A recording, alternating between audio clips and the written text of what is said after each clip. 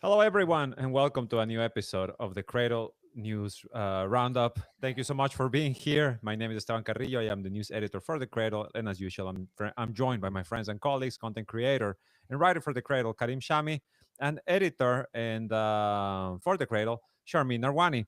Thank you so much for joining us, guys. Thank you to everyone who's here. Just before we start, as usual, make sure to leave a like, to leave a comment, subscribe if you haven't. Check out our memberships. Above all, check out our Patreon, where you will find later today, maybe by tomorrow, a new Q&A session that we did, the three of us, answering some very interesting questions that our Patreon sent. So please continue to support us via Patreon, support the Cradle, allow us to continue to do the work that we do here. Let's get right into it, guys. Honestly, Wait, and join Patreon in order to be able to ask questions because we're going to start doing this weekly, answering your questions directly, only for Patreon subscribers. yes, indeed. As I was saying, a huge bombshell yesterday. I think the entire world must be talking about it, and I think it's interesting. It's well, worth talking about, of course. And it's the new emails that the Democrats have released. I forget exactly which body of the U.S. government was the one behind it. I will find it in a second. House Democrats released these documents showing that Donald Trump was very tight with convicted sex trafficker, convicted child molester, Jeffrey Epstein. And we will go into that in a moment. We will take a look at some of the emails, but this comes on the heels of a couple of things. One, the government shutdown, right? We just finished in the U.S. that longest government shutdown in history, from what I understand, about 60 days or so. And also a number of revelations published by a drop site news. Karim, can you put up the image that we were discussing, in which they have revealed over the past couple of weeks or so the different ways in which the late Jeffrey Epstein was helping Israeli intelligence or the Israeli government build ties with a number of nations. Karim, do you have the image? Yes. Their most recent revelation is that an Israeli spy stayed for weeks at a time with Jeffrey Epstein. There are revelations that a former defense minister, Ehud Barak, was working with Epstein to build a back channel to the Russian government.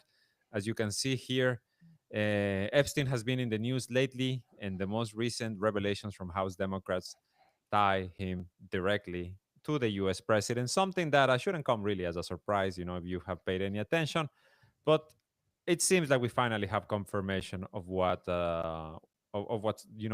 it felt to be true for so long, and is that Epstein was indeed a Mossad agent working to further Israeli geopolitical strategies. So from this point, what do you guys make of the latest developments? And as the title of this podcast says, will Trump survive this?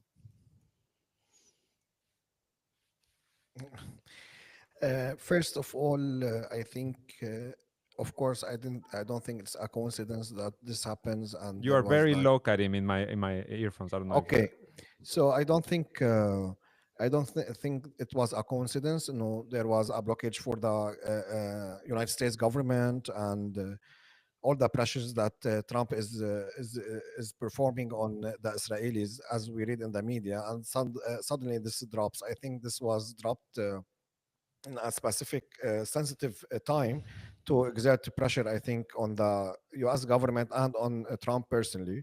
And as we discussed before, and as it's known, but there is no evidence because the United States government, both Democrats and Republicans, refused to release the Epstein files.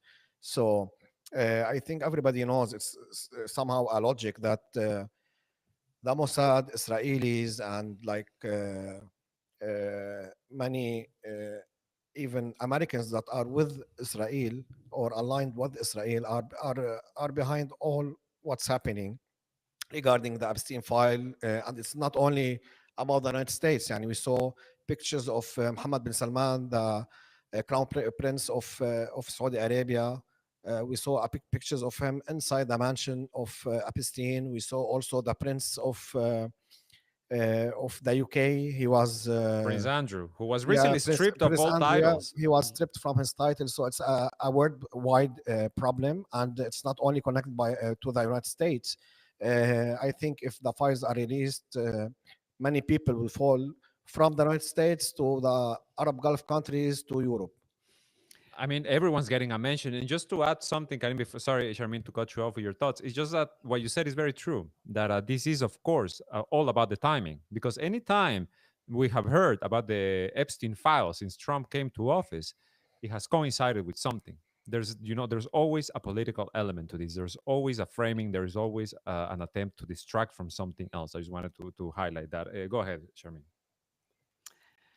Yeah, just to be clear, we at the Cradle are certainly not saying that everyone who is named in any email has anything to do with the sex trafficking part of this case. I mean, don't forget the two most important elements of the case against Jeffrey and Epstein and his operation was one, the sex trafficking of underage girls, and the other element to this is really important for us here geopolitically was Epstein essentially set up to be part of an operation to collect blackmail evidence on major leaders of countries, politicians, heads of industry, top bankers, media personalities, the whole gamut, in order to use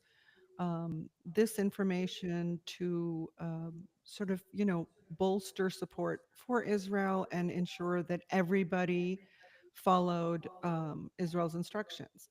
So there's really two elements to this. Not everyone mentioned in these things will be associated with the trafficking.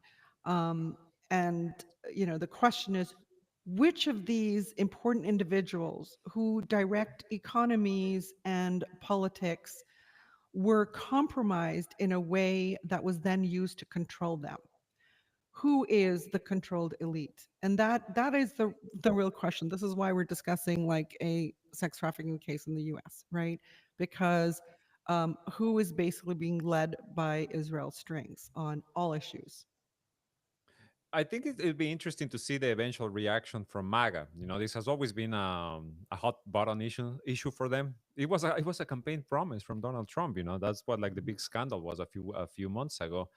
And now, as they are headed back to work, the U.S. Congress, they have also said that the next week the House of Representatives is going to hold a vote on the release of the full, cache of files.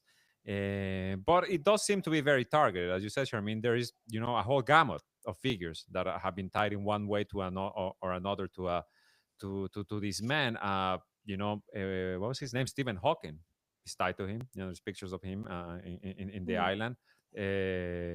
Bill Clinton, so many others. Like artists, musicians, like actors, etc. But here right now, really, is just about the president of the United States in particular, right? Of Donald Trump. And some of these emails, Karim, maybe you can put them up, like some of them. There's one in an email in which Epstein is talking to a Financial Times reporter, no, a New York Times reporter, and he in particular says Donald almost walking through the door, leaving his nose print on the glass as young women were swimming in the pool, and he was so focused he walked straight into the door.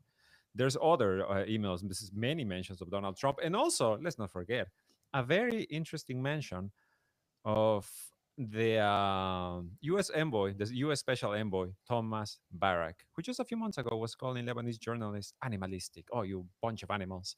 Well, apparently Jeffrey Epstein sent him an email in which he says, "Send photos of you and child, make me smile."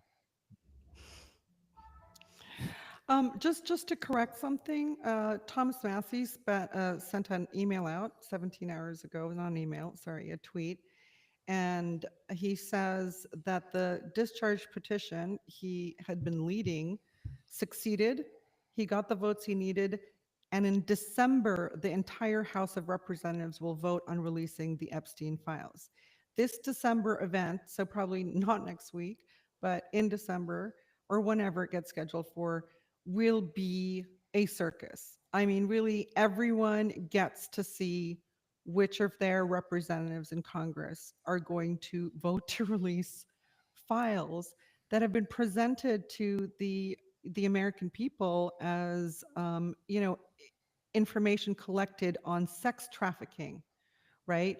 It's only, fairly recently that in the mainstream, I think since the Gaza genocide, that people and Americans have started to see this in the other view I mentioned, which is like how many Americans, how many of our top officials has Israel compromised?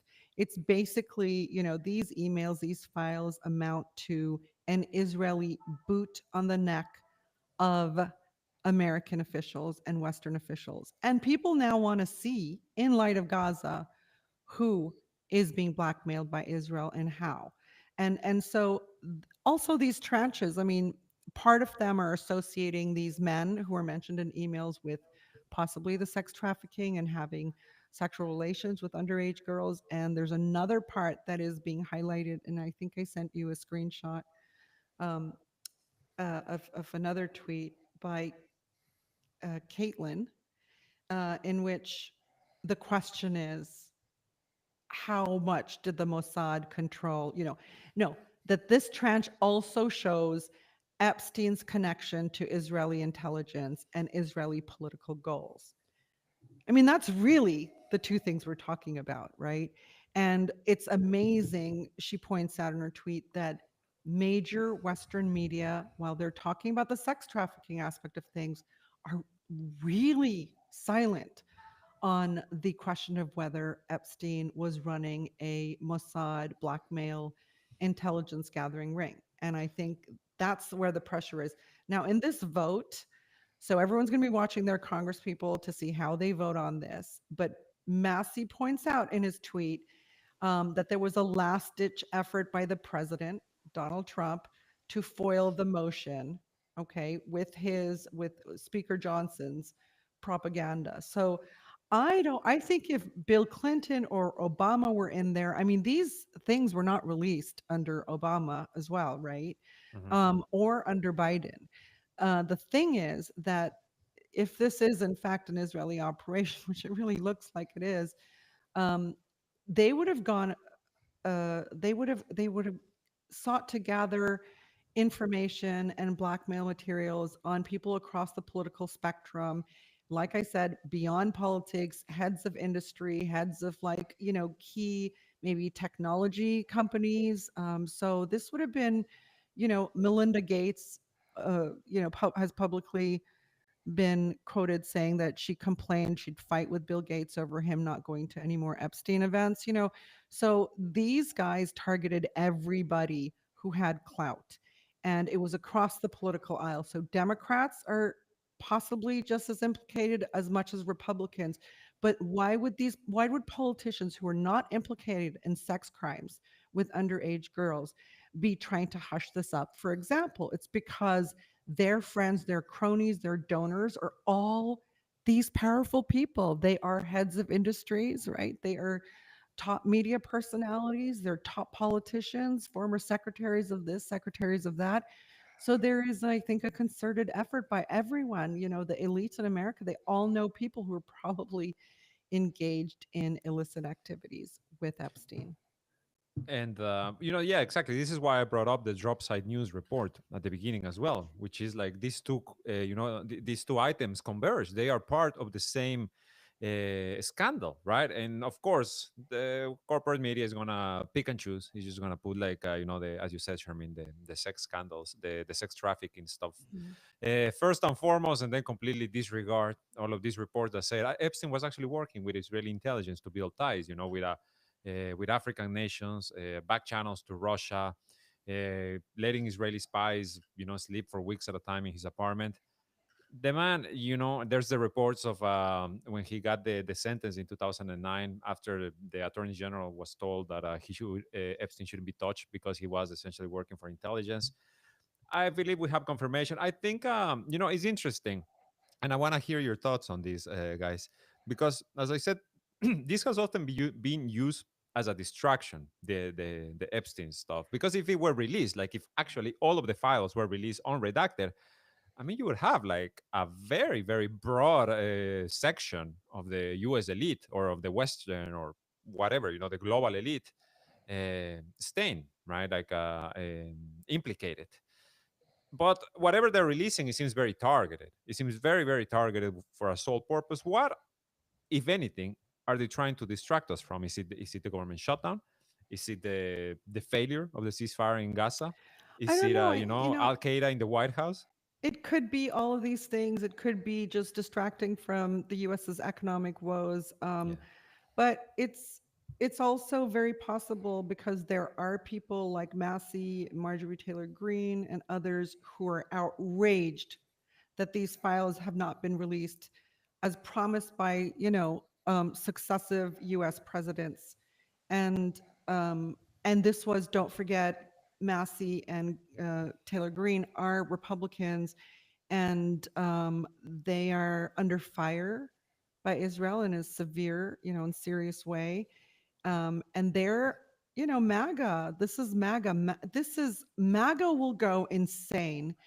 Now they're watching Trump basically, launch wars everywhere, which he promised he would do the opposite, right? Mhm. And on top, and spending US dollars doing so, and spending US dollars on a genocide because the Republican base is really turned on this Gaza issue.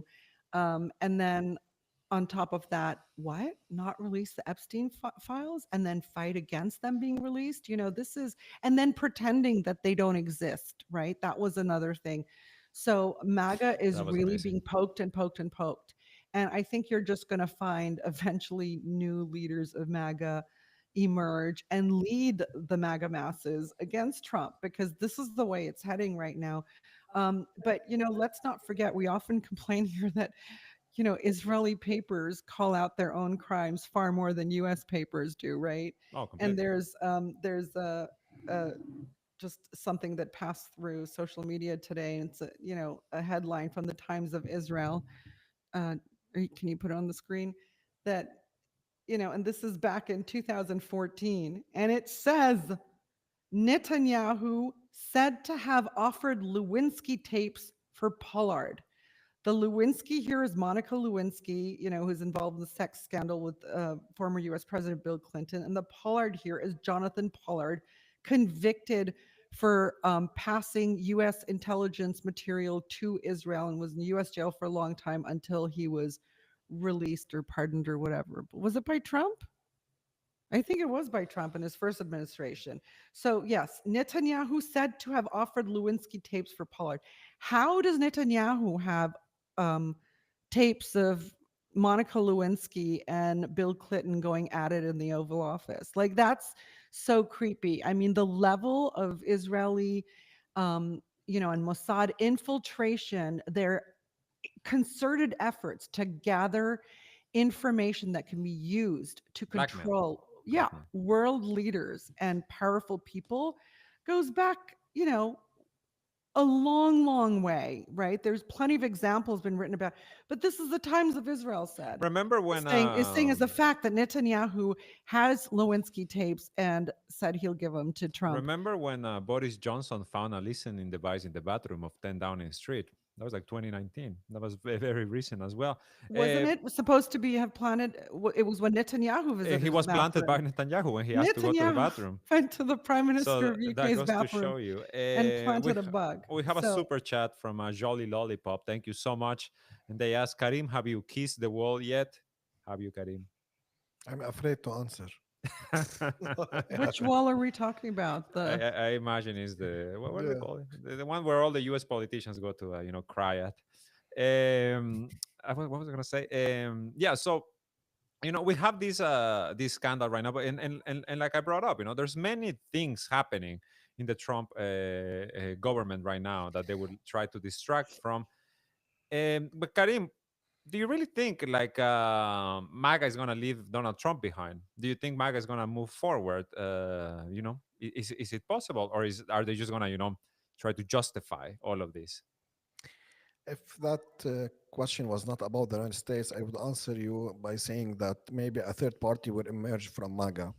because many people are against what Trump is doing, and they were following him because he said America first. But it's clear after all that Israel is first, and many people that supported him and like endorsed him now are speaking against him, and specifically the reason is Gaza and his relation with Israel. But because it's the United States, and I think since ever the United States is a two-party, has two-party system. You have to be either Democrat And they end up or representing the same interest at the end of the yeah, day. yeah, 100%. So and he was talking about a third term and all of these things. I think He it's still very is. difficult now. Yeah, Yeah. he still is. But if we watched, for instance, his recent speech at a football stadium or American football stadium, and we saw all the booing, and we saw how many people that are attacking him that were at the beginning endorsing him, says that. His support يعني the supporting base of Trump is very weak or weaker than before, and I think there's really Americans that are patriots, and they are against Israel because Israel is taking the money or their money or the money of the Americans, and because Israel is pushing them to wars in the Middle East or in West Asia, and the image of the United States is very bad now because of that. I think these people are really meaning what they are saying, but there's also another part that are with Trump. Whatever he does or whatever he says, they will find a way to manipulate his answers or his statements as if he's like somehow a prophet that came from heaven to save the Americans. Actually, to your point, Karim, last month, the Independent had a report in which they cited multiple polls in the U.S. that showed that about, I think it was a third, I think it was a third of U.S. citizens who actually believe that Donald Trump is an envoy of God. He's the Yeah, yeah. messenger of God. Yeah, and even he has released more than one commercial on his social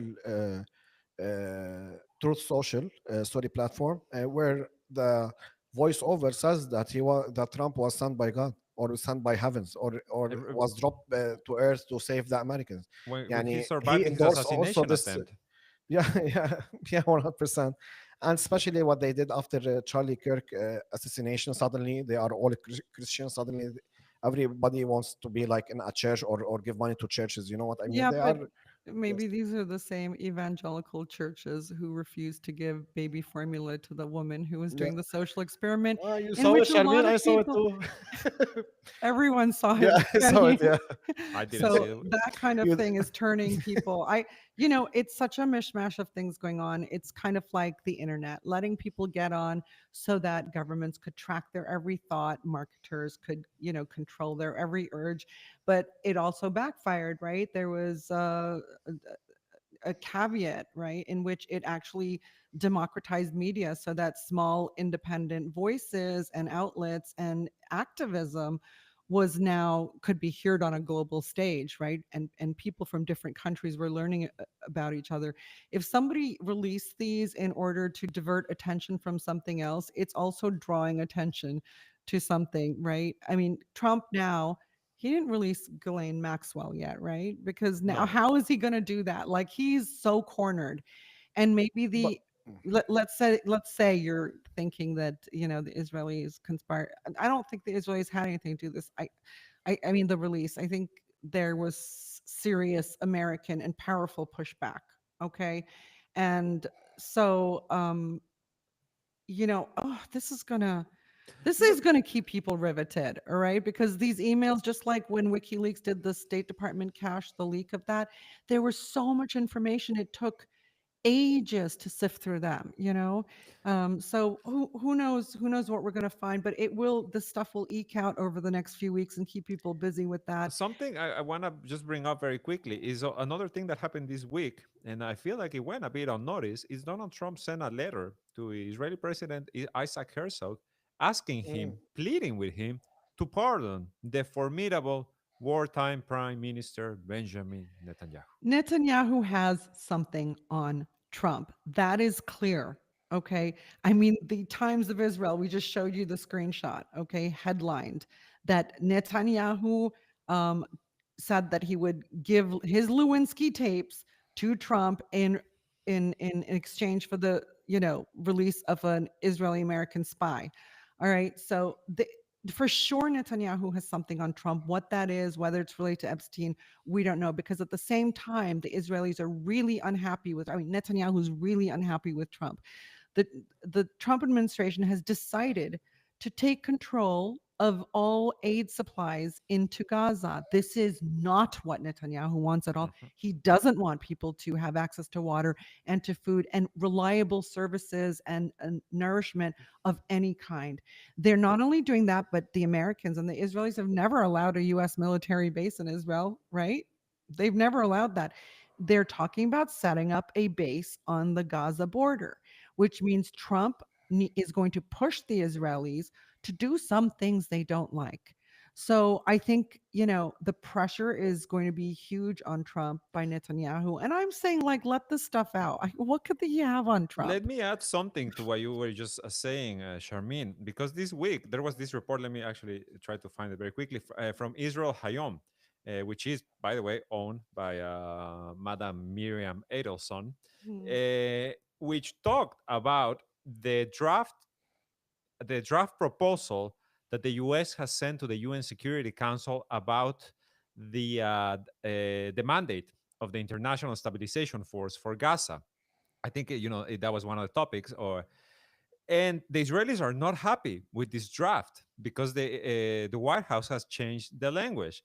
Mhm. And I can't find it right now, but I'm just going to talk from memory here. In particular, what I remember is in regards to UNRWA, to the UN Agency for Palestinian Refugees, in which the United States took in this draft a less harsh stance than what the Mhm. Israelis want, which is essentially let's just disappear this thing in its entirety.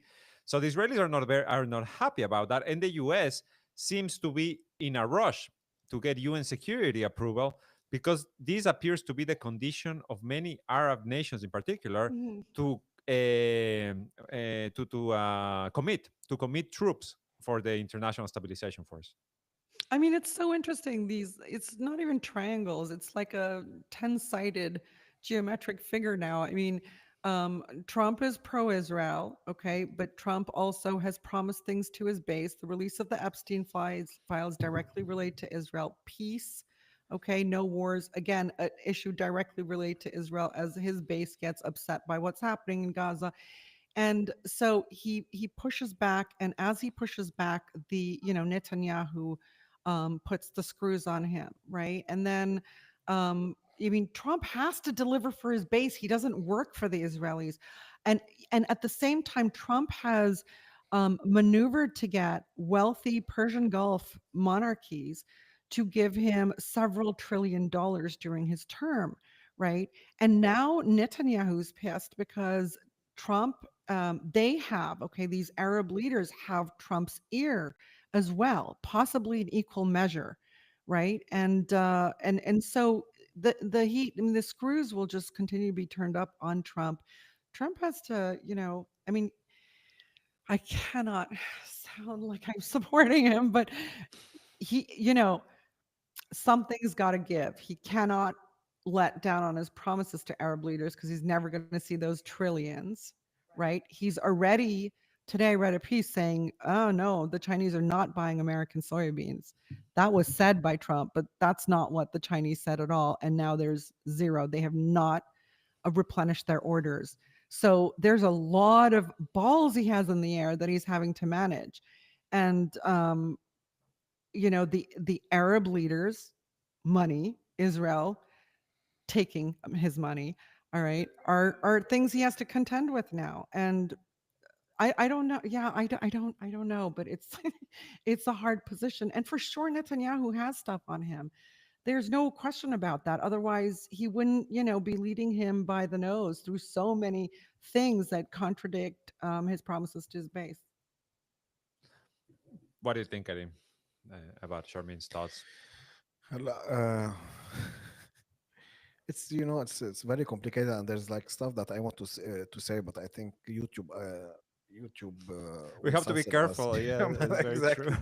But I believe there's By the way, yeah. Trump was going to, the West Bank was going to be annexed, okay? And then he completely reversed his position Mm. on that, right? Let's not forget that that came because the Arabs said no friggin' way. All right, the Saudis in particular, right? So just again, another show of these two sides pulling at Trump. Go ahead. Yeah, regarding this, yes, Saudi Arabia is very clear since 2001, I think. Yeah, 2001, during the Arab Summit in Beirut, they put on the table their plan for Palestine, and they said all the Arab countries are willing to normalize with Israel, including Lebanon, uh, if Israel withdraws or give back lands that were took in 1967. So this is the plan of Saudi Arabia, and they still bringing it up. So, but currently, I think with Netanyahu, it's very difficult because I don't think Netanyahu will withdraw from the extra lands that Israel occupied, whether in Gaza, West Bank, or even in Syria, and in South Lebanon, they are still in 5 points. So I think it's very difficult. But what I wanted to say is that look, I'm fully convinced now that there's some videos that is with Israel. Uh, that includes Trump and others. Maybe not Trump. Maybe the idea of Trump being there is enough. You know what I mean? Yani, it doesn't mean nothing explicit, but just the idea that you are in a house that's something very bad is happening inside the house and you're there. That's enough, I think. Put the pictures of Ehud Barak up because I think we should put these pictures up at every opportunity. I Here's the wanna former while Karim does that. I just wanna ask you because in the U.S. For the a regular U.S. voter, I feel like, for example, APAC has become kind of like a, poison, and you're seeing that with the lawmakers, right? With the ones who are bought by APAC. Is this gonna make things worse for the Israel lobby? everything is becoming worse for the Israel lobby. Everything. I mean, like, of course, the Americans are calling it out. You just had a massive victory by the mayor of New York, the new mayor of New York City, Zohran Mamdani, who was the candidate who did not take APAC money. There are others who saying they won't take APAC money. And then there's clear evidence. I mean, openly, APAC's become too foolish. You know, it's gone to their head. They're openly contesting the elections of U.S. officials who are not towing the line in a massive way. I mean, Thomas Massey gives us updates all the time on like how much APAC and Zionists are contributing to his rival, who he says is, did he say, I think he said is in the Epstein files, like is basically their puppet.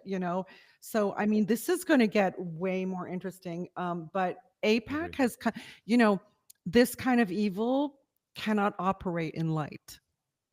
And all of these revelations from Gaza and the taking the blinders off Americans on actually what their government was doing, right? And who they were in bed with, to the Epstein files, learning about like the people they admire, okay, being the most, you know, Despicable.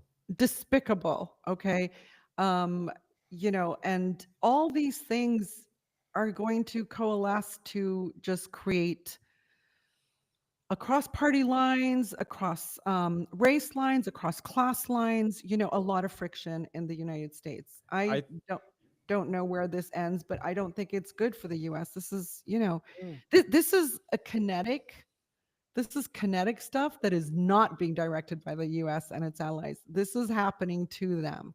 Okay. And it's gaining so much steam. I mean, just that you have these like important Republican and conservative commentators who've completely switched sides and are getting very vocal about it. They understand that being vocal nonstop, okay, is the only thing that is protecting them from a Charlie Kirk like fate.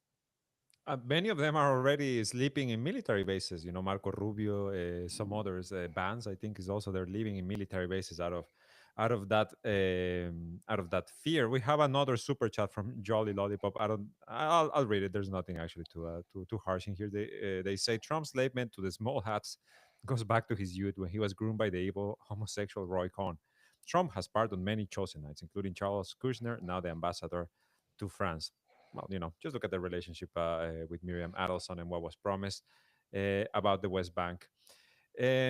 I had a question for you guys, and I completely lost my train of thought. So I don't know if you have any more thoughts on the emails on and on what it means. Maybe moving forward. I agree with you completely, Charmin, that this is gonna get way more interesting as the months go on. We haven't even been a year of Trump's Yeah. presidency, guys. I This is tell you. still Yeah, I know.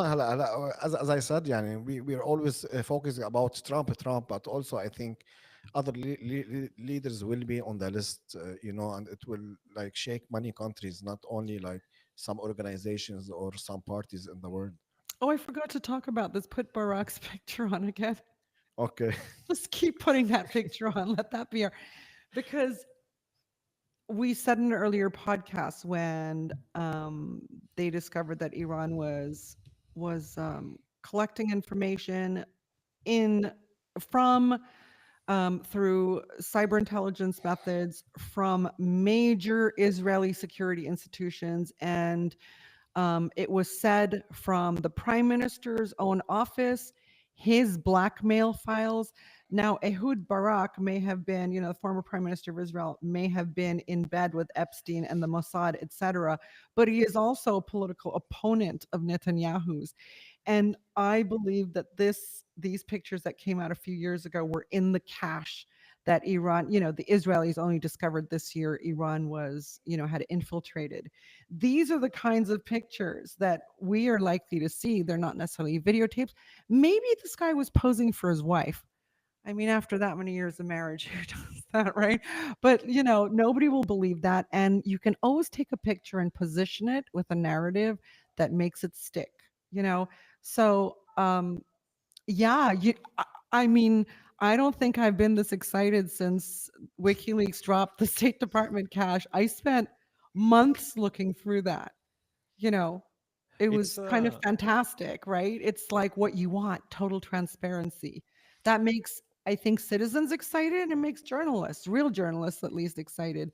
The completely. fact that the major US media is not making the connection between Epstein to the Mossad and the state of Israel, and this being an Israeli run operation to like Honeypot. control, the most powerful people in the West is astounding to me that they focus just on, I mean, not inconsiderable awful thing, but on the sex trafficking. So But also, yeah, let me just add, because I remember and very quickly what I yeah, wanted to add to the idea of what Sharmin was saying, about like the U.S. population having to deal with this. This is the same week in which the people in the U.S. were asked to accept that the founder of Al Qaeda in Syria is actually not a terrorist. He's actually a very good guy who loves Michael Jordan. I don't know if you guys have read the Washington Post. Actually, Karim, if you happen to have the picture of Shara playing chess, I think it's just amazing. yeah, But so, how many, what are the families of 9/11 think about this, right? What did the army, like the service members, all of these people think of the fact of having these Al Qaeda, terrorists in the White House, getting all of the honors, and now Syria has apparently said that they are willing to fight in the name of Israel against Lebanon, against Syria, and against Hezbollah. And this is something I actually want us to move forward to after this whole idea. But it feels like the people in the US are really being asked to accept a lot, And now these whole emails on top of everything. Yeah, but don't forget the US media is entirely also complicit in what happened to Syria, covering up the fact that Al Qaeda were the main fighting force that the West and its allies were kept trying to rehabilitate over the course of 10 years, because they were the ones that were getting weapons, directly and indirectly, from the US and its allies, that they were absolutely hand in hand. I mean, Al Qaeda and ISIS are foot soldiers of the United States. Okay. Mhm. You have to say the United States, because even if Qatar or Saudi Arabia or Turkey or the UAE fund them, those countries will get a green light from the Americans before doing something like this. 100%. These have been for years. I mean, the Mujahid, from the time of the Mujahideen, right? US supported mujahideen that morphed into the Taliban and Al Qaeda, right? And also, Those were US foot soldiers. If the US doesn't want to put troops on the ground, they will divide and rule through multiple ways. And if they can't infiltrate the population, they will arm insurgents that they direct. And in this case, they also wanted the whole narrative of the Judeo-Christian world, okay, the clash of civilizations against Islam, a majority peaceful religion in which the only crazy extremist elements that do head chopping are entirely armed and funded by the US and its allies. I yeah, mean, that's the thing. What are the nine? You think you think the elite that crafted this kind of blueprint for the destruction of Syria and Iraq and countless countries and are doing so in Nigeria, then saying, "Oh, they're genociding Christians." Boko Haram is America and its allies. And basically, you think these people care about the 9/11 families? The media will never report on the 9/11 families' reactions to the head of Al Qaeda in Syria, the former deputy head of ISIS, being at the White House and being treated so, so chummy chummy by the sitting US president.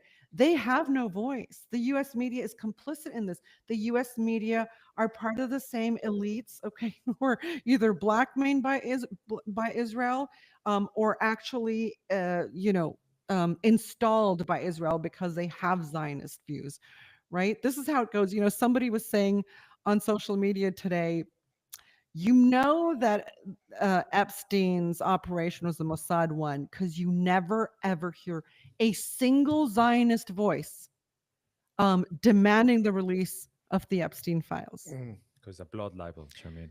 yeah, yeah, exactly what Sharmin said. Yani, if we go to some details that happened in the past like 30 years, we see that the Mujahideen in Afghanistan, the Western media, and also the Gulf media, they supported them. And it was very easy for any Arab to send money to Afghanistan Yeah. to fight the kuffar, which are the USSR and this stuff. And they also produced movies and many things. And one of them is Rambo, which was very important movie. And at the end, they say, I think this movie is for the Mujahideen of Afghanistan, our brothers, for instance. Al And it Qaeda was, is the United States. yeah, ISIS is the United States. Boko Haram, all of these groups are basically part of the destabilization plan to either capture control of a country, capture its resources. It's incredible. And now we have one of our authors who is working on a piece. He'll give us, I think, by the end of this weekend, on Mali, like the Sahel that was clearing itself of French influence. Terrorism is rising there again. Go figure. Like, literally, please don't ever think that these terror groups are Muslim. Like, they kill more Muslims than anyone else. They're hated here. All right. Um, and there's so much propaganda funded by the West and its allies to bolster these people so that they can carry out political and military objectives that serve the US empire. We need to change the discourse on this. Shadow works for the US government. He always worked for the US government ever since he was in Camp Buka. Okay, Kambuka. like all these guys that the US took in who were like not major figures or whatever they in were Camp all in the Buka, same they all came out place. and became heads of these organizations.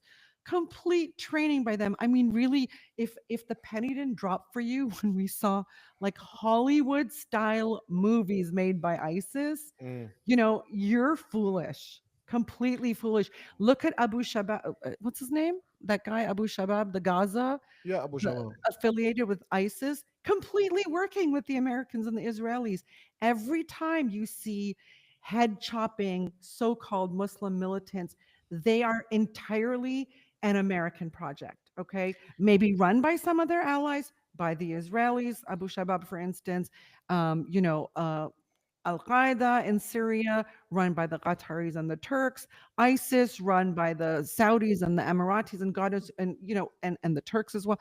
Like literally, they have nothing to do with these countries. Yeah, and there's a in WikiLeaks, I think, in like 12 or 13 years ago, there's an email between Hillary Clinton and another official where Jake she Sullivan, says, right?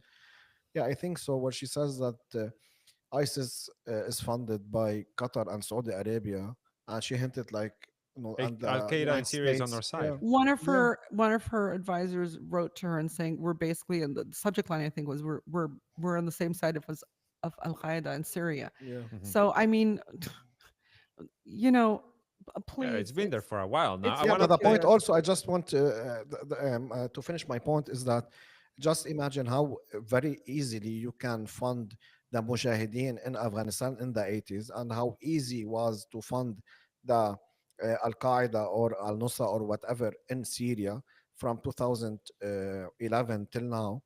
It was very easy to travel to these places from different countries, from the west and from the east and from the north and from the south. And look how hard it is to come, for instance, to Lebanon, for instance, to fight with Hezbollah or to give money to Hezbollah or to give money to any organization that's against the West or against the Israelis.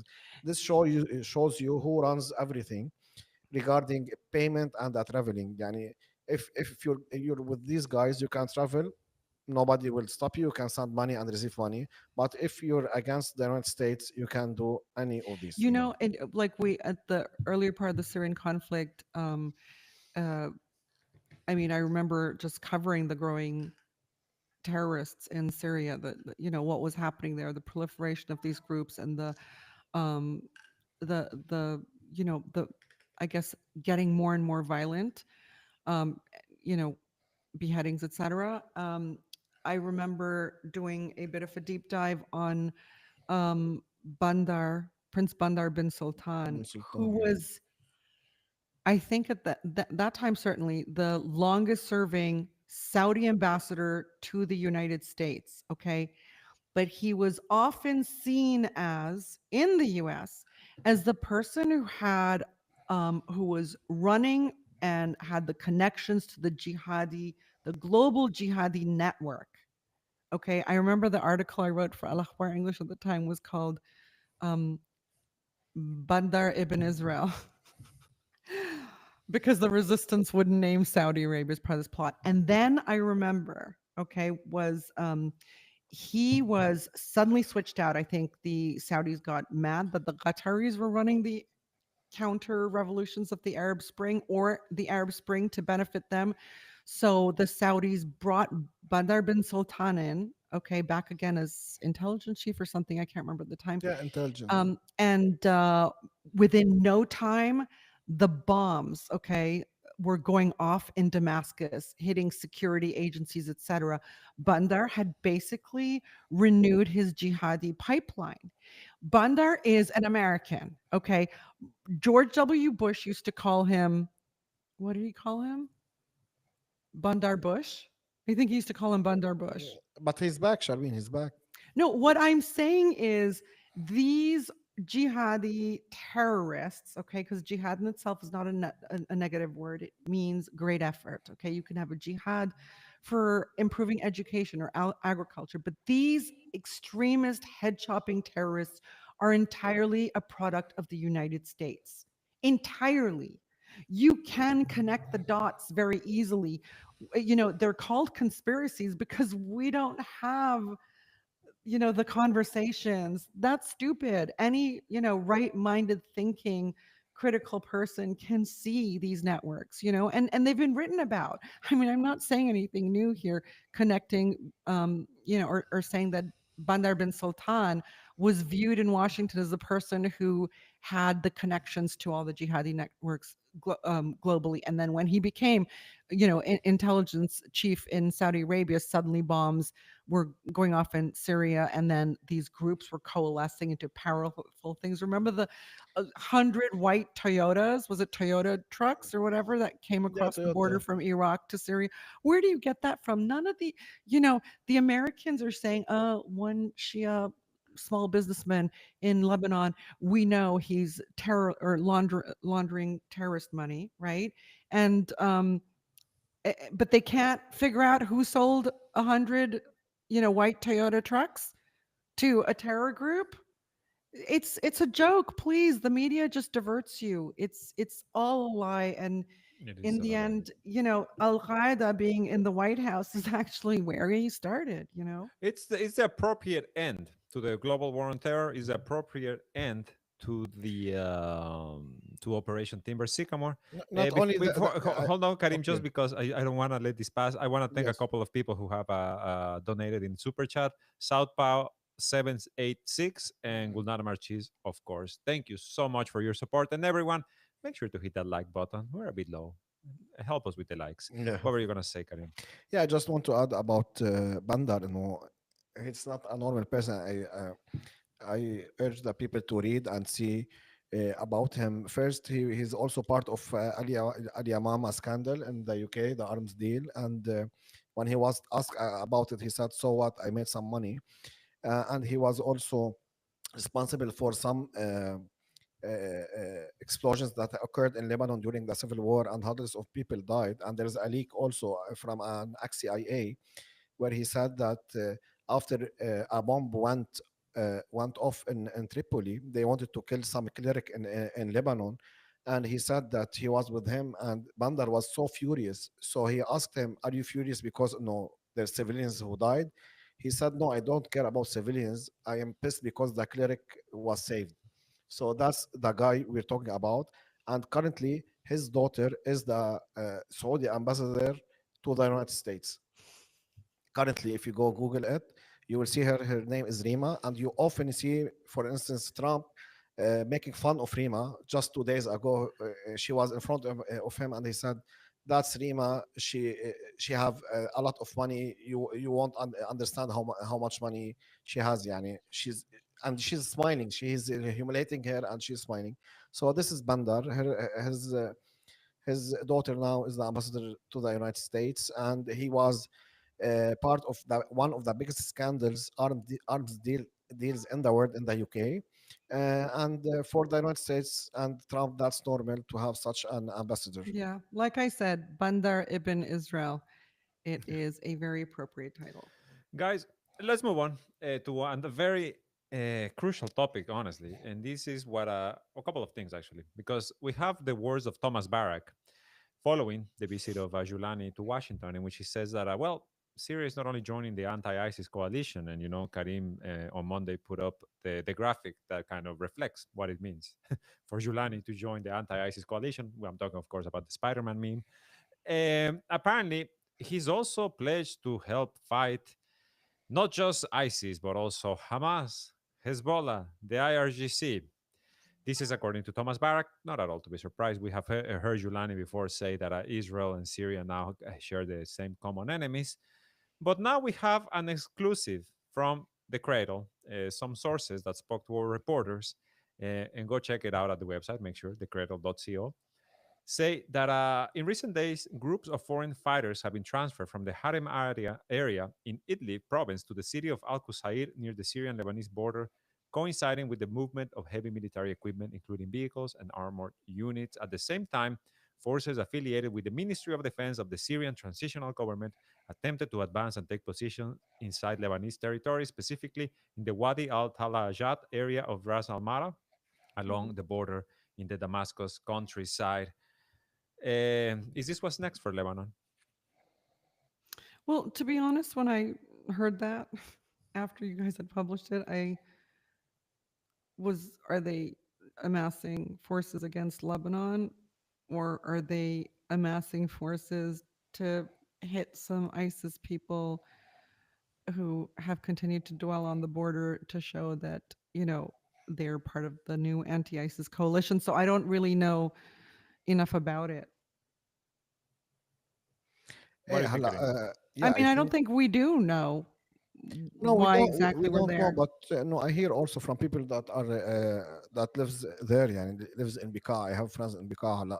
many times, for instance, the government or the Lebanese government say that, oh, there's nothing on the borders, but they assure me and they tell me, no, there's some movements on the borders. We heard some fires and some other things, but also we have to know that Syria and Lebanon, they share or they share a long border according to Lebanon, because we are a small country. So there's many smugglers that are there since years, and there's many Mm, fighting that goes on from there. Yani not every single incident that happens there also means that it's Julani is behind it or Israel is behind it. Some stuff happens, but also recently from the Lebanese army and the government, they said yes, there's fighters on the border, and this is very dangerous, because also we heard many times and from different sources. هلا most of them are Western, but they said that there's as if there's a deal that south, north of Lebanon will be part of Syria, and south of Syria will be part of Israel. I don't know if that's real or if this is the goal. If this is the goal, I think this is a starting point, because what happened in the region in the past, like decades, we witnessed that if the West and Israel they have a goal, they might wait 15 years to achieve it, or 10 years to achieve it. I don't know if they started like this year and they have other plans for like the second or third year, until people will be fed up, and you'll see it, people in Tripoli, which is the biggest city in north of Lebanon, will say we want to be part of Syria. And the same they are trying to do in the south of Syria, and they're saying the Druze, some of the Druze, they are saying we want to be part of Israel. I'm not saying this will happen, because here in Lebanon we have real man, we have real educated man, and we have people that are really understands what's happening. But eventually, if they keep the country like this, very poor, and cutting the electricity, cutting the water, and we know the frustration of the people, they won't care whatever happens. So I think this is a very sensitive topic that we should look for every now and then. Also, I don't know, as though Syria, with the removal or temporary removal of sanctions against them, as though it's going to flourish. I'll tell you what's going to happen. All the vultures will pile in, put money into their pet projects. Shara and his government will make money off it, Zelensky style, and they will pay off people, okay, that they want to be with them politically. All right. He's going to have to show the world we're anti-ISIS and kill people, including in their last kills was a member of Al Qaeda who was with him in Idlib, okay, of HTS, right? It's not just ISIS; it's Yeah, HTS too, yeah. and these kind of things, they're not going to provide services for the people. All the things they accused the government of Bashar al-Assad will also happen here. Okay, major cronyism and siphoning off funds that really should be filtered to the people, but at the top, I mean, in a way, like total Zelensky like. We have an absolutely brilliant Syria expert who is going to do an article on the real state of Syrian economy for us. I think hopefully this week or next week. And, I'd advise you take a close look at it because we don't see this in English. We don't even see in Arabic because all the Arab media is on board the American project, which is painting, Al Qaeda out to be, They're not that bad. They're not that bad. They they're not. didn't chop off that many heads. That's Yeah. essentially their Yeah, weakness. just want also to touch upon a very sensitive topic that nobody is talking about. I don't know why. Just 2 days ago, the CENTCOM, the U.S. CENTCOM, they declared that now Syria is part of CENTCOM, or part of the, sorry, the coalition against terrorism, which is very funny No, also. but that doesn't But make them part of CENTCOM. That I no, don't no, think no, that. no. Yeah, yeah, Sorry, my yeah. mistake. Of the ISIS, of the international The head coalition of that you meant. CENTCOM announced that Syria is now part The of the ISIS. coalition Yeah. against ISIS, Esteban, or weren't the we already terrorists. Yeah, talking about that? You yeah, Do think? you but do, yeah, do you think they agreed while they were shooting hoops in Washington D.C.? maybe. No, now I will say what people are not saying. And I think this doesn't mean that Syria will fight ISIS because they don't have the capability. I think this means that the They're the United same States. people. I know, but no, I He's just going to get rid of people who want a piece of his pie. Do you understand? I mean, he won, right? He got catapulted in this position. Now he's going to get rid of all the powerful terrorists alongside him who might aim for his position. It's That's it's a what they do. The Americans, the That's what Turks. I'm saying. Yani, Yeah. what wanted to say, this nothing has to do with Syria. This I think legitimize free of action of U.S. troops inside Syria. This will give legitimacy to U.S. airplanes to fly over Syria and bomb wherever they want, or make a legal base according to the Syrian army. So I think this is the main reason why the United States wants Syria to be part of the coalition against terrorism, which is very dangerous also for the region. Yani tomorrow, because also 1 week ago they said that the United States will build a base in Damascus, and then Mhm. the Syrians said no. But I think eventually this agreement will lead to this. Al Tanaf base. This means the Al Tanaf base, that is like an occupation base inside the border of Syria and next to the border of Jordan, will Mm. remain there. This means that the like 15 or 40, 14, we don't exactly know how many US bases or checkpoints are there in east of Syria. That means they will remain there, and this will open the door to United States to put bases around Lebanon and around They already have that. other countries. They already have that They have massive a embassy. huge base. Yeah. Yeah, I know they That's Uh, have huge bases, but now it's legal. Yani now, without the U.S. Army man like looking around, now he can go to the Decane or supermarket, buy anything, and it's normal. Which is, if you just go 1 year back or 2 years back, and you can't imagine that there will be free of action uh, accepted by the Syrian government for Americans inside Syria. we have a couple of super chats. I want to thank Elaine Odd Socks. Thank you so much. And I don't know. I think Karim, maybe you should read the other one. She should read it. I ain't reading it. Message taken. Thank you, Name Meets Maine. Thank you for your super chat. But yeah, some of our listeners, they push the boundaries. Yeah. um, you know, we're back to the same thing we've been saying for months now. Too many balls in the air, too much happening. Really hard to pinpoint. But I think sometimes we also get caught up in the narratives that are in the mainstream. We really need Yeah, to be, I think, here crafting, just almost like you kind of, the brain is everything. It's what remembers things and then spits it back out at us.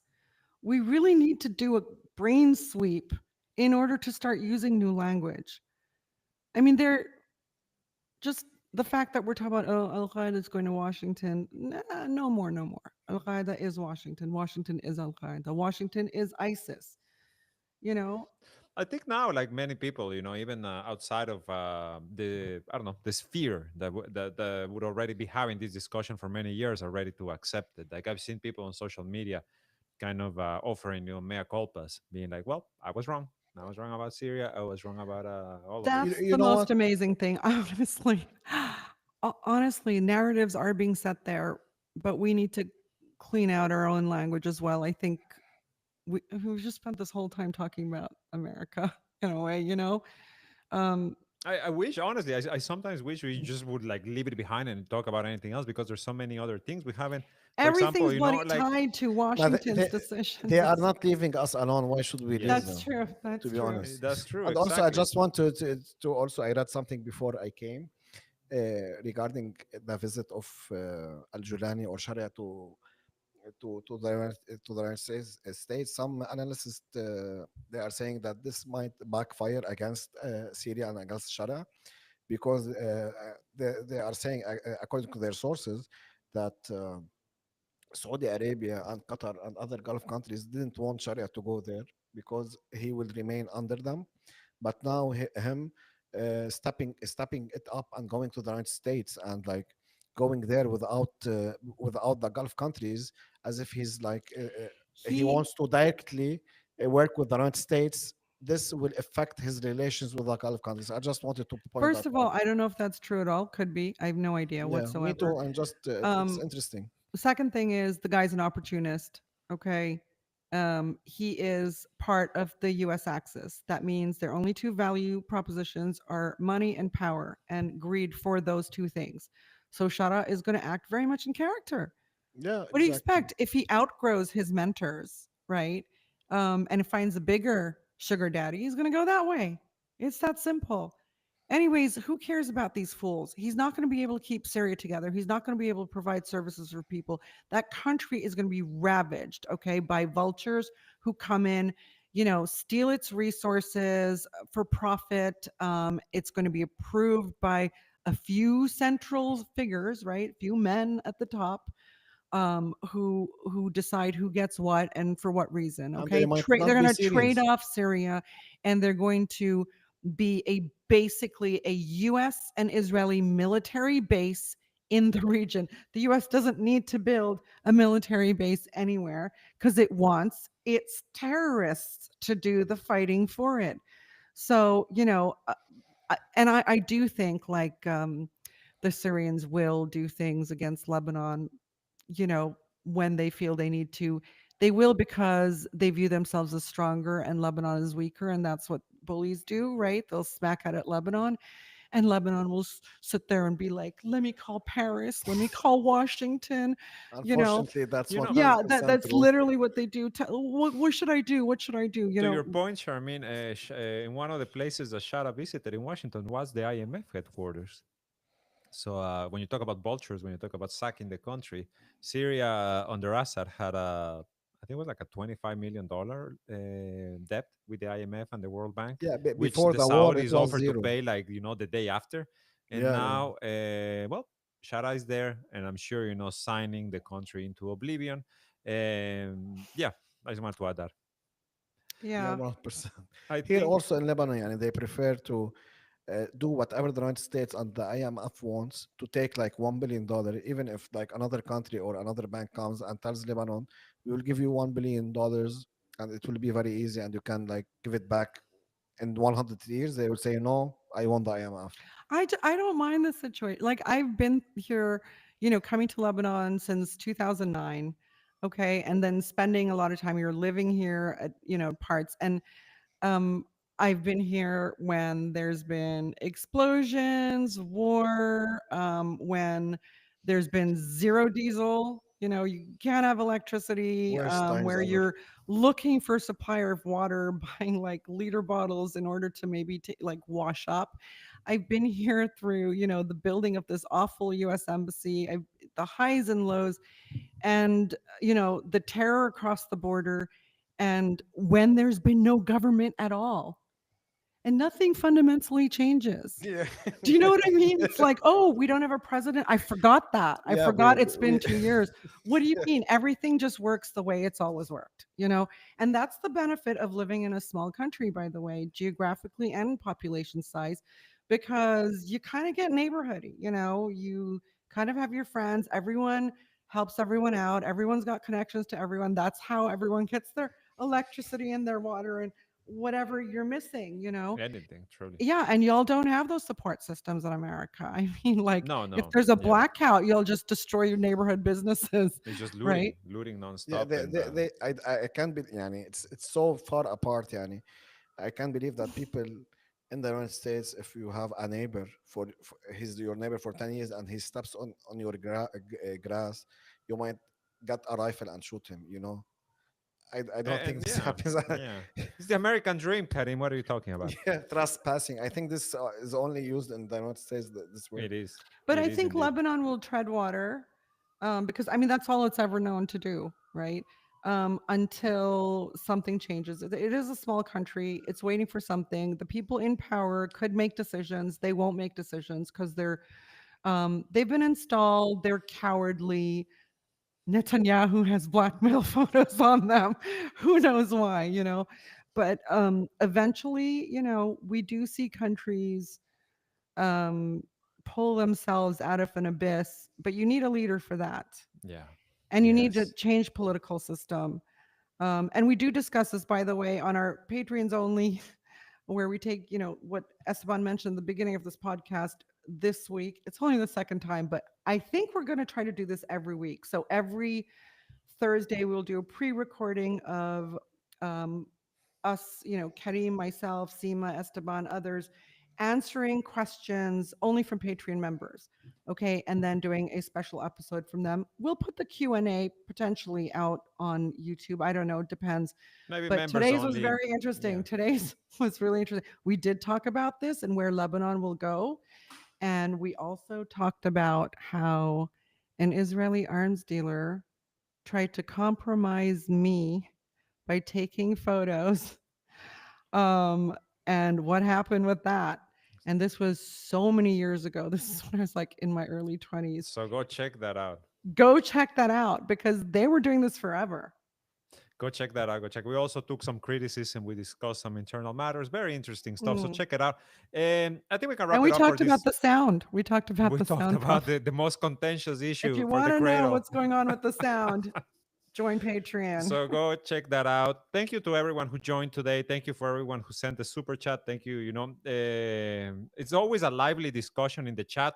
Sometimes it goes a bit sideways, but in any case, we want to thank everyone who was here today with us. Make sure to hit that like button. Make sure after this stream is over, just make sure to go back in, leave a comment under the video.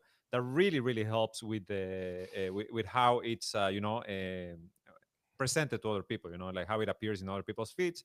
So help us Mm. continue to grow. Thank you, Karim. Thank you, Charmaine. It's always a pleasure. We'll see you on Monday. And please, please, please check out our Patreon. Become a direct supporter of the Cradle. We'll see you next week.